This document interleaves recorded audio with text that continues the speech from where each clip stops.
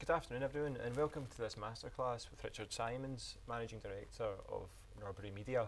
Now, with a career spanning 4 decades, Richard has introduced us to fantastic television, including The Paranormal World of Paul McKenna and Police Camera Action, which I'm sure most, if not all of you, remember. Now, Richard, the most obvious question, which I'll get out of the way first, is how did you get started in this wonderful industry called television? It wasn't easy. In those days, there weren't so many independent production businesses to apply for jobs to. It was just the broadcasters, and at the time, the BBC were recruiting for radio trainees and television journalist trainees, and ITN were recruiting for television trainee journalists. And I managed to get the ITN traineeship. They took on 2 people that year, and basically they trained you by using the old-fashioned swimming lesson. They just pushed you in and hoped you could swim. So my very first day after an introductory chat with the editor was to go into the newsroom, place full of 100 people, didn't know who was doing what or why. The guy comes up to me and says, "Hello, my name's John. I'm the chief sub of the 545. I want you to do this script." And he handed me a sheaf of papers, which in those days, because we didn't have online, it was the PA's copy on a story about the Prime Minister whose yacht had sunk off the south coast of England. And he said, "I want 30 seconds on that." I absolutely didn't have a clue. I didn't type, and I couldn't type, and I didn't know how many words made 30 seconds. It was that difficult. But that was what it was all about, and it was a wonderful, wonderful way to start. And I was there for 2 years. By the end of 2 years, I was writing lead stories for News at 10.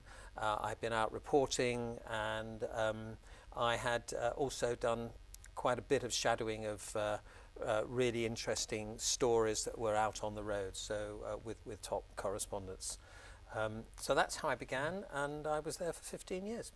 Of course, after many years at ITN, you of course became commissioning editor of Carlton TV. That's quite a big change. Yes. So could you tell us how that all came around? Well, it happened because when I was at ITN, I got tired with news, and I basically decided that there was no such thing as a new news story. So I went into the new markets side of ITN's business to develop long-form programming, i.e. 30-minute, 60-minute programs out of ITN's archives, very extensive, 30 years in the making of various news stories, turning those into 1-hour programs and then selling them abroad. And I got quite good at that, and then when Carlton came along, I was asked to join them, and that was a huge stroke of luck, because it was my PA at ITN had left and moved on, and she rang me up one day and she said, "Never guess where I'm working." I said, "Where?" She said, "Carlton." I said, "Who for?" She said, "The head of factual." I said, "Oh, put in a good word for me, won't you?" And she said, I have, and he wants to see you. And I went and had a chat with this man called Paul Corley, lovely man, and he gave me a job, and I became commissioning editor of news and sport and factual programs. And one of the lessons there is that you really do have to use everything and everybody who you might know, whatever connections you can get. You need to have luck, you need to have connections, and obviously you need to have some kind of a track record or skill to move on and move up. But getting straight in is always the hardest part, climbing over the first wall. And of course, at Carlton TV, you produced the hugely successful Hollywood Women, which I believe you actually have a clip of. Who would your ideal partner be? Let's put it this way. If you don't have looks, you better have money. How much money would you want him to have? I could get along on 20 million. As much as I can get. I don't think morals has anything to do with the search for money.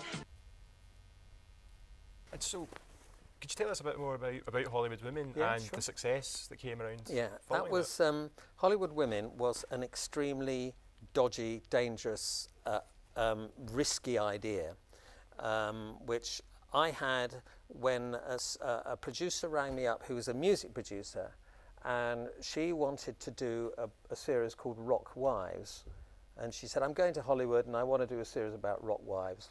Would you like it? because I was commissioning peak time programs for ITV through Carlton in those days.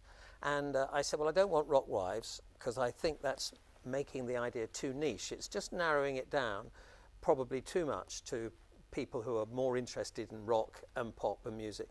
And that in commissioning terms is a specialist area. And I was commissioning for peak time ITV, the broadest possible subject you can find to appeal to the broadest possible number of people in order to get the biggest amount of ratings. So I said, why don't we do Hollywood wives? Why don't we do the wives or the women who are at the top of the tree in Hollywood? She flatly refused, so we agreed to disagree on it. And she said, well, I'm going to go off and make mine. And I said, well, may I pursue the idea that I want to do? And she said, fine. And I found a production company, and that was my other stroke of good luck, was a production company called September Films, who are still going very, very strong. And this was their first really big production. And I chose them, because that's the other job of a commissioning editor. You've got to make sure your production company can do the job that you're looking at. I chose them because they were, their director and their boss was a man called David Green, who is still working very hard. He runs September Films, and he runs the group now that has taken over September and put a number of other companies together, DCD Media. And but David had been a Hollywood film director. He'd made a couple of big movies with people like Sean Young and Nicolas Cage. And the idea was that I knew he'd been making documentaries with Alan Wicker as well. And the Alan Wicker documentaries, to me, are still the ones to look at and think, crikey, he's so good, and that's such an interesting, and it's popular, it's interesting, it's watchable. That's how a populist documentary should be. Anyway, so I called up David and I said, look, you sit across both spheres. You sit across entertainment, you've worked in Hollywood, and you're out there at the moment. And secondly, you've done documentaries for Yorkshire Television. Would you like to have a look at this idea? And he grabbed it and came back with a most fantastically well-researched proposal. And what he did was he got the Hollywood correspondent of TV Times to send him a stream of consciousness of stories about gossip stories about all the stars, all the celebrities and their wives. And it was about a 10-page document. There was no structure to it. You just started to read it and you just thought, crikey, if we can tell any of this, it's just going to be dynamite. You know, the Hollywood star who divorced one wife, but she refused to leave the house, so he put her in the West Wing and his new wife is in the East Wing. All three of them living happily together in the same house. And you see a story like that and you think, crikey, now if we can film that, we can actually capture that, that's really good fun, and that'll be interesting. So that's how it came about. And can I just say one other thing about it, which was it was because it was different, it was groundbreaking in a number of different ways. Technically it was groundbreaking, which I'll come to in a minute, but editorial it was groundbreaking because Carlton TV, the new upstart, the people who had taken over the serious questioning Thames Television with all their great current affairs, and here was Carlton putting on at 9 o'clock at night in peak time this pap about Hollywood. Now, we knew that actually there was a lot of interesting stuff there, and watching celebrities would be really good telly, but it had to be put together really cleverly and with a lot of quality, a lot of skill. And it took, I suppose it took people 3 years after about Series 3 to accept that the work that was put into that was absolutely superb. And you know, it got a BAFTA Sound Award. We got nominated as the best documentary as well, which was some kind of redeeming feature. But redeeming features are another area which we should maybe discuss in a minute. But on the technical side, this was the first time non-linear editing was used by a major documentary company for peak time ITV. Otherwise, and Hollywood Women would never have been able to, you couldn't do it because you were shooting about, for the 4-hour series, we shot about 600 hours of material. And you just had to be able to park things that they talked about on the same subject, let's say money or sex or fame or the studio system. You'd stick them all in different pockets, and then you'd be able to look at them more easily, join them together. No, that doesn't work. Do it this way. No, that doesn't work. So there was a huge amount of reliance on a non-linear digital production system, which actually gave Avid a real headache because they'd never had a request for such memory for their machines before, so they had to develop new stuff just for us. So it was very, very exciting and quite terrifying, because when you know you've launched it and it's about to go on that night, if it bombs, you have wasted several £1 million basically, because and it's your reputation on the line as well. But we were, of course, quite lucky. And to continue with the theme of groundbreaking television, you of course introduced everybody to the paranormal world of Paul McKenna. Yes, Could you tell us, and we've actually got a clip of that as well, I believe. We've set up a special camera that can actually show the electrical energy which healers say they use to do their work. It's called a Kirlian camera. Seika Nikolic here is a bioenergy healer from a top London clinic. Now, in a moment, I'm going to ask Seika to give us a demonstration of the energy that comes from her hand. But first of all, I'll take my watch off and actually have a go myself. Now, this is what happens. And you'll be able to see the energy from my hands. All right. Not been the same since that day trip to Sellafield, as you can see. Now let's see what happens when a real healer puts her hand into the Kirlian camera.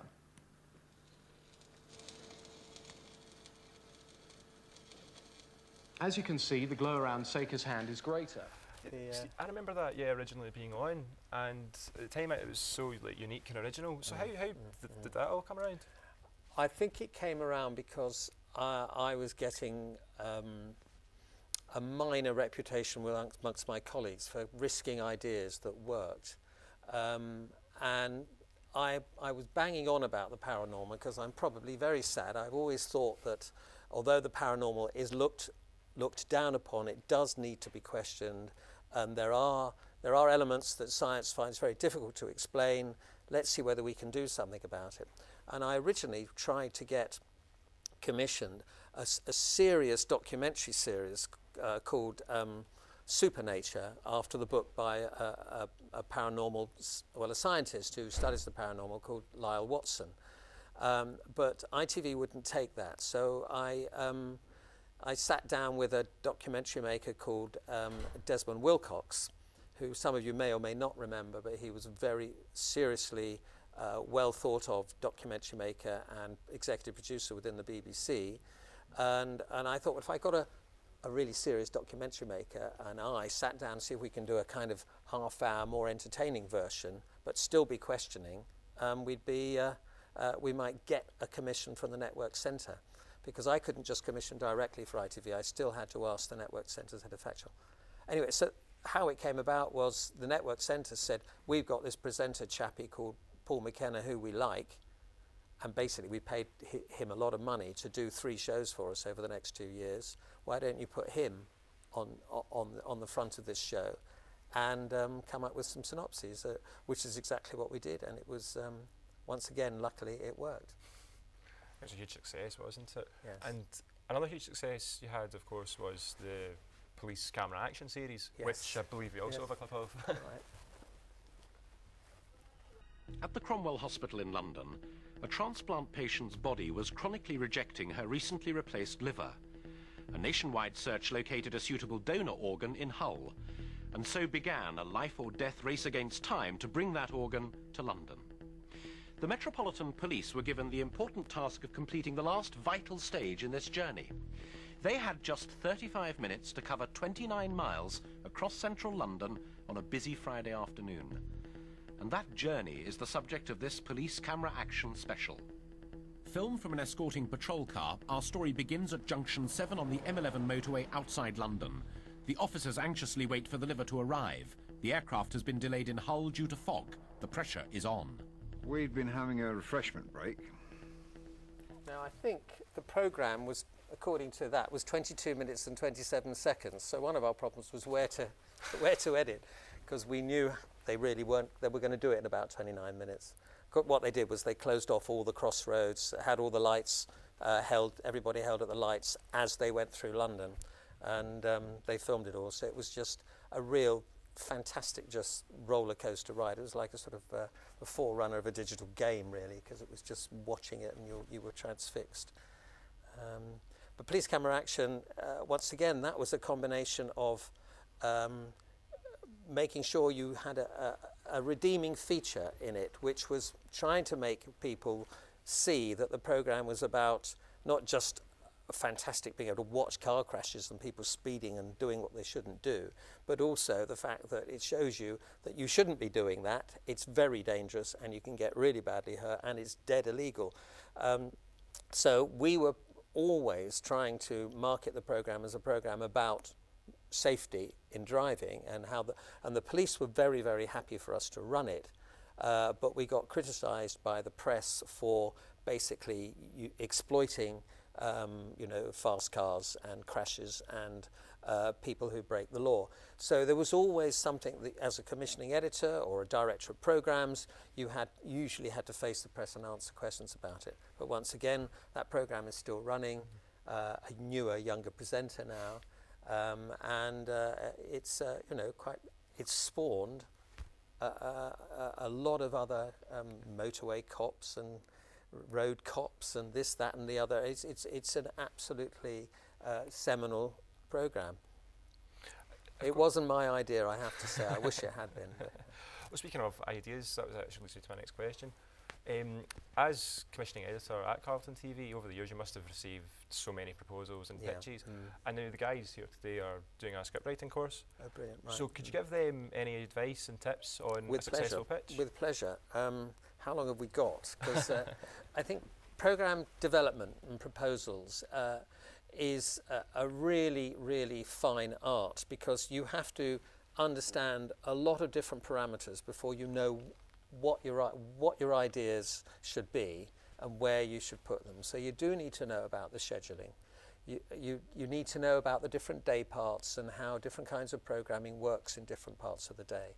You need to know about who the commissioning editors are. Now that's very simple, because if you go on the website, BBC Channel 4 commissioning, BBC commissioning, it lists them all and they always write out what they're looking for. You also need to have any real success to connect yourself with a recognised production company. And if you've got a good idea, they'll be very happy to umbrella your proposal. On top of that, it's about coming up with the idea.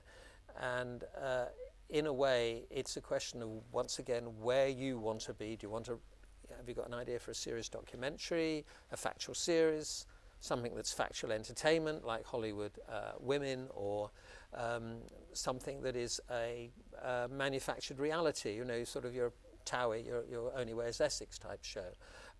You've got to think about where you're coming from. But when you start to write a proposal, it helps always to decide how many episodes, what the running time is it 13 by 30, is it 26 by 30, is it 72 by 30 if it's a daytime show that needs to fill the schedules Monday to Friday. That's very important. So your running time, your length, your presenter, I wouldn't worry about too much unless it has totally to do with that presenter, because the broadcasters always have their favourite presenters and they'll tell you if they like your idea. They'll say, well, why don't you get Carol Vorderman, to present that. That's the way it works. In terms of the writing of it, it's always good to put the title, come up with a snappy title. And I don't know whether you look at the schedules very often, but there are so many snappy titles for the most boring of shows. What was the one I saw? Harlots, Housewives and Heroines. Well, what's that about? But it's about women in history. It's just trying to find something to grab on the EPG. Good title, a 2-line strapline, so that you can write the billing. Do you know what a billing is? When you read a newspaper and you go to look at the schedules, and you'll always see maybe a line or 2 lines underneath the title describing what that show is, and that's called the billing.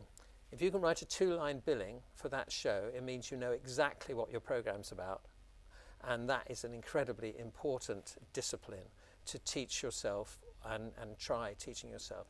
And if you can't if you haven't got an idea at the moment, then sometimes you can just look at programs and then that you know, and cover up the billing and try and write the billing yourself and see if it matches the one that's in the TV Times. It's quite good fun doing that if you're interested in that sort of thing. Then you've got to write a longer paragraph to actually say what it's about. If you can't say what it's about in a paragraph, it's really not going to be a good idea. Then coming up with ideas, which is obviously in a way the most difficult, they can be, in factual programming and factual entertainment, they can be driven by lots of things. What's in the zeitgeist at the moment?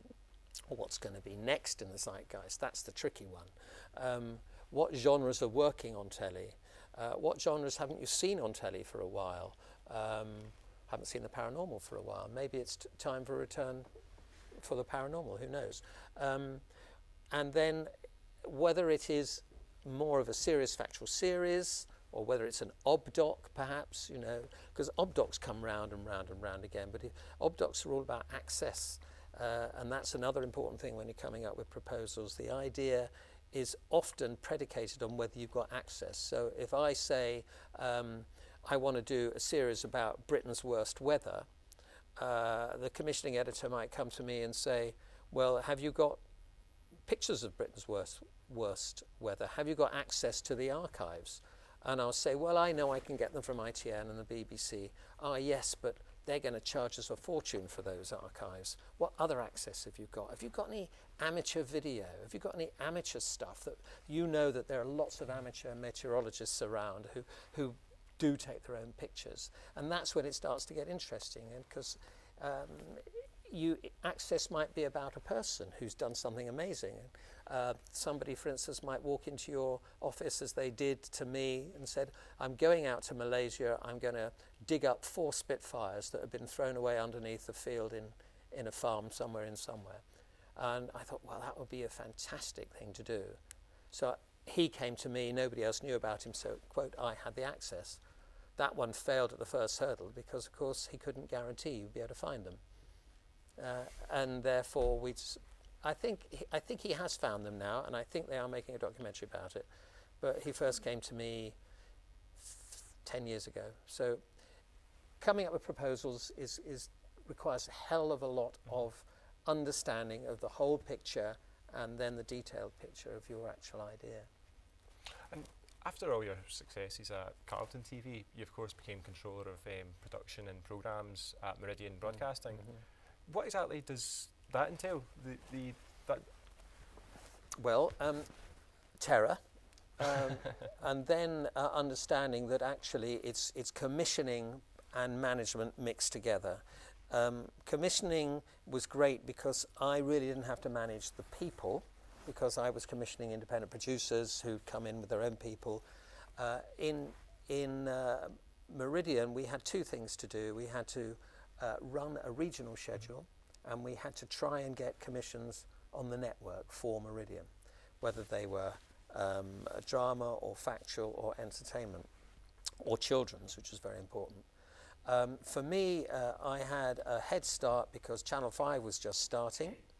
My owners at Meridian were also part owners of Channel 5, so they told Channel 5 to come to Meridian for some business, to give Meridian some business, so it will all be done in a kind of a slightly sort of at cost approach for the startup channel.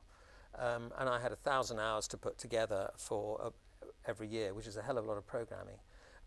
That was really put together with doing lots of cheap consumer and magazine shows, and with lots of children's shows, and lots of acquisition that we did for them.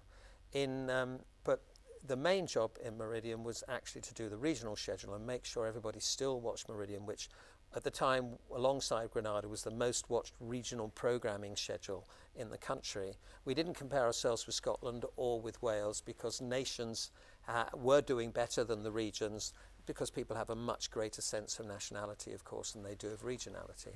And therefore people would want to watch what was going on in Scotland about Scotland more perhaps than they would in the south of England, which is what Meridian was. We had 365 hours of original programming to commission every year for our region, and anything else I could get for the network. And therefore you had a very interesting map to work out because your regional slots were maybe 2:30 in the afternoon and 7:30 on a Tuesday evening, 10:30 on a Tuesday night, and you had to think, gosh, what can I do that would work for our viewers in those particular slots? And you'd invite independents in your region to come up with ideas. And then as you got used to it, you'd start thinking up ideas yourself, perhaps.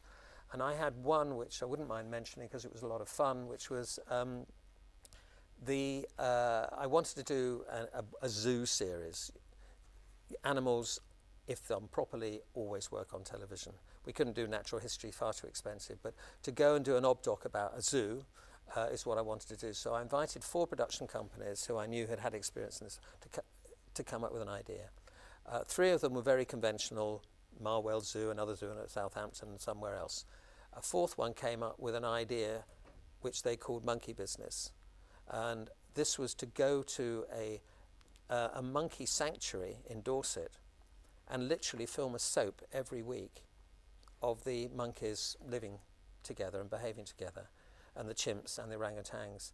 And I just thought, gosh, this is another risk to take, but let's have a look at it. And I went down to the sanctuary myself to have a look with the producers to say, because I couldn't quite believe how you're going to do this. But after a while, you began to see these different chimps with completely different characters. There was the frightened one, and there was the big I am one, and there was the randy one, and there were lots of different characters, and you could see how they interacted. And so I gave the production company 7.5 hours just to see whether it would work. And I think they've probably made 200 now, and it's still going strong. So it's being lucky enough to have your own schedule to play out ideas. And of course, in these days, regional programming doesn't really exist. It's just news and current affairs. You don't get that nursery slope to give people like yourselves the chance to try something out for real. And Richard, with such an extensive career, you must have experienced so many changes within the industry.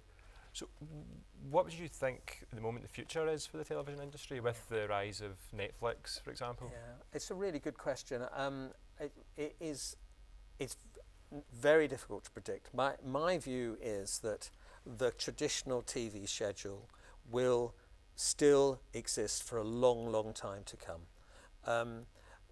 I think mainly because there's always going to be a generation that wants to sit back and be fed programming. There's always going to be a generation who doesn't want it. They want to be able to do things on demand.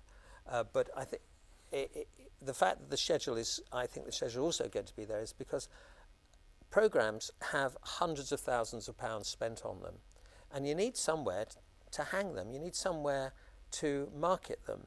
You need to have a sense of event. And so if you're launching a big new drama like Whitechapel, if you haven't got a schedule to put them in, and how are you actually going to promote it and market it? Where are you going to put it? AOL or Yahoo, they aren't going to close down their web every time you want to open it up to let you do a full screen 30-second promo for Whitechapel, are they? It's really difficult to find a spot. So you need, and also there is a sense of event that I think we all enjoy, being part of an event, and schedules properly can be a sense of event. And then there's always that sense of the soap, the storytelling, which continues with EastEnders and Corrie and Emmerdale and whatever else comes in on top, which connects you and gives you something to, it's comfortable, I can get on, and I understand the characters, and I'm getting warm to the characters. Whereas with On Demand, it is so much more of a point-to-point, one-to-one situation that it will very possibly one-to-one, On Demand will take over the percentage viewership compared with scheduling, but I think scheduling will always be there for the reasons that I've just explained. That's the best way, I think, to sum up our conversation, Richard, is if you could sum up your career overall, over the many years you've worked in the television industry, and if you could relate that maybe to the audience here who are hoping to be the future of the television industry. I'll try. It's impossible, but I'll try.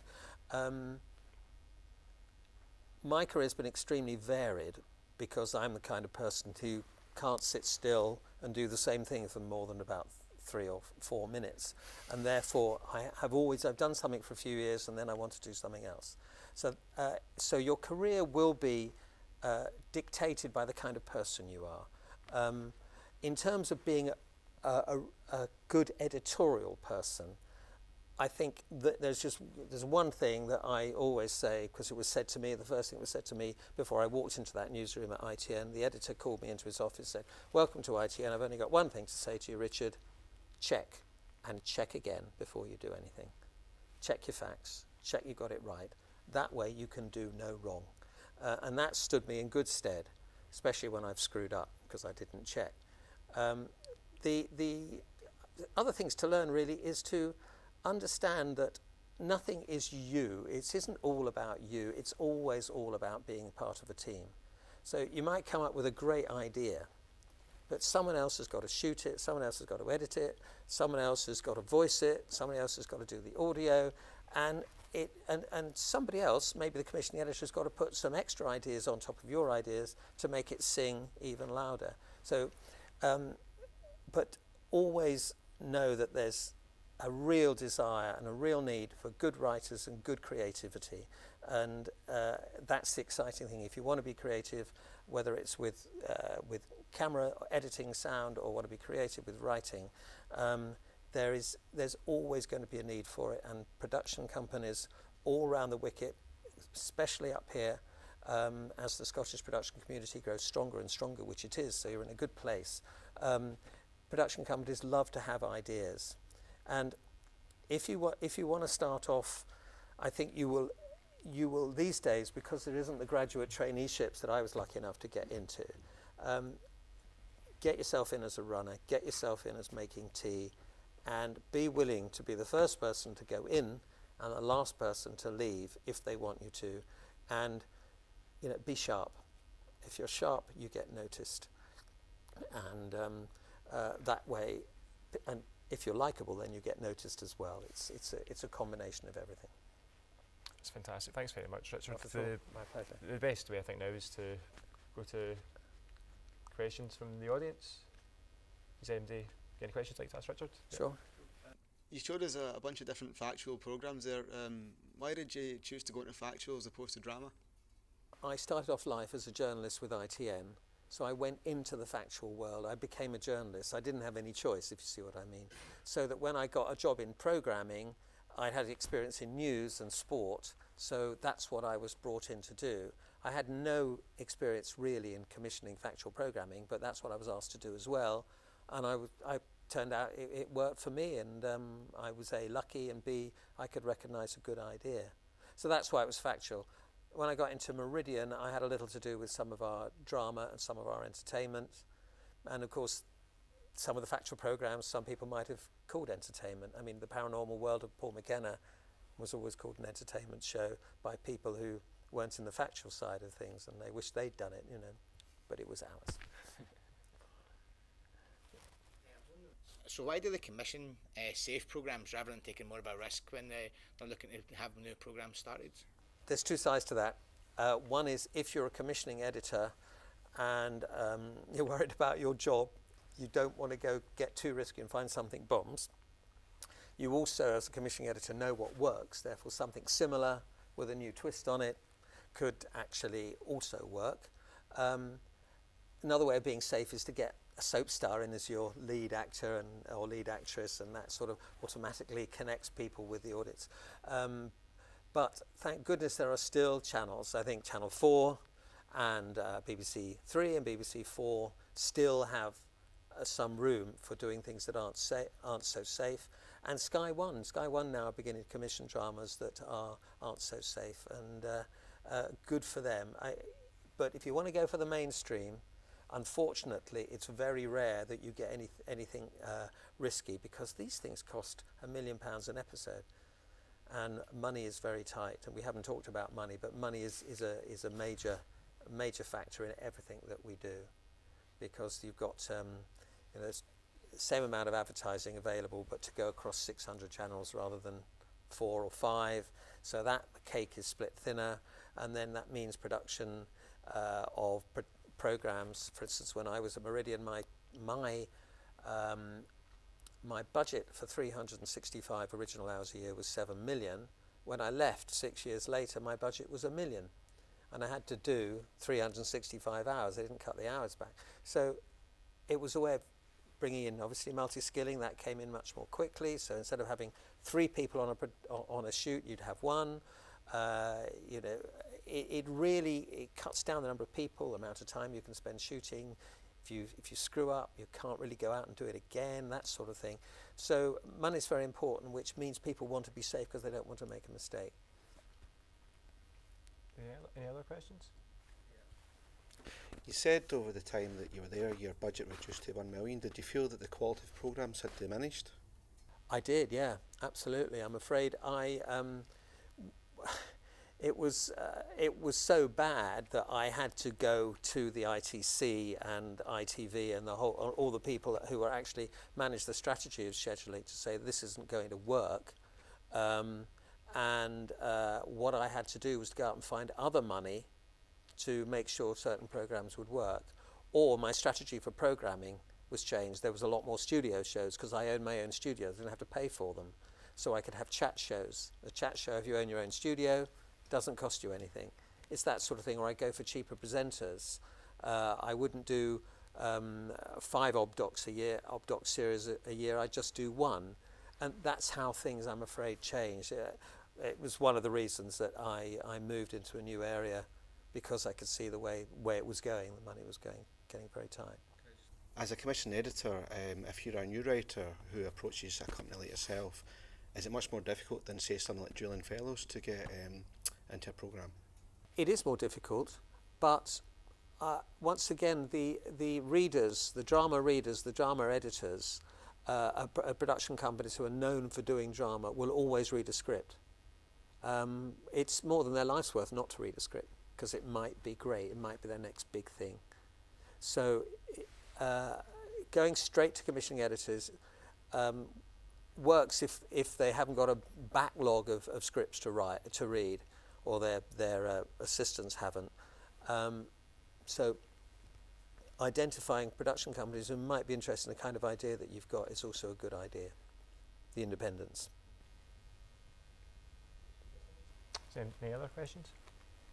So what's the best way to get into television? Is it through independent companies, or is it through actual, so I'm making a short video? Much the best bet is to go in via the independent sector, because they are taking on runners all the time for new productions, and once you're in, that's the thing. You've got to get in any way. Coming in with a short film showing that you're a good director isn't going to work. I'm afraid it isn't, because there will be, unfortunately, hundreds of others with good short films, and commissioning editors don't really have time to look at all short films. But if they've got a production and somebody needs a runner, then you know, it's more a question of trying to get in there. And of course, runners these days are used as shooters and assistant directors. They aren't there just to make the tea. Any more questions? In terms of genres for programmes, I know we spoke about drama and factual, so would you consider it a lot harder to get commissioning for comedy programmes? I should say so, yes. Yeah. You can see how comedy is moving into that kind of stick 6 comedians into a quiz situation, and then write their script, help them write their scripts, give them all the questions before you go on air and make it look like they're being spontaneous. That's how it's going. Sitcoms, you know, you can count on the fingers of one hand the number of sitcoms that actually work, but there might be 50 commissioned a year, so they're very, very wary of that. And so comedy drama is very successful and very much sought after. So comedy plays a very important part in the schedules, as you know, especially on Friday nights. But so it's always going to be a genre that people are interested in, and people are always interested in new writers. But the risks they take in comedy writing is beyond me, really is. I don't mean to sound cynical, but are there any programmes that have just completely fallen flat in their face, even when you thought they would be a hit? Well, gosh, things that have, if you're asking me very politely what's completely bombed, I've forgotten. I have no idea. I should think. I think. Dear oh dear. Going through it, the stuff that doesn't work. Oh, I know. I can think of a classic one. For the regional schedule for Carlton Television, London, Chris Packham. I don't know whether you know him. He's a blonde-haired wildlife presenter. Really, really lovely guy. Does a lot of live stuff for BBC now. Spring Watch, Winter Watch, that sort of stuff. And he's excellent. He came to me with an idea to do a London wildlife show. And the idea was a competition between him and a celebrity and another presenter, wildlife presenter. It could have been Kate, I'm not sure, Humble, and another celebrity, to run around London all day long and see how many different species they could spot. And I thought, what a great idea. It's bringing something new to wildlife competition and a format. Great. Well, of course, they didn't find any. And when they did, it was a little sparrow 3 miles away. And unless you're a wildlife cameraman, you've got 3 days to sit there and take the right shot. It just looks awful. And it did look awful. And I'd commissioned 7.5 hours of it. And I kind of regret it. Well, if everybody could put their hands together then for Richard, that was absolutely fantastic. Thank you very much. Thank you.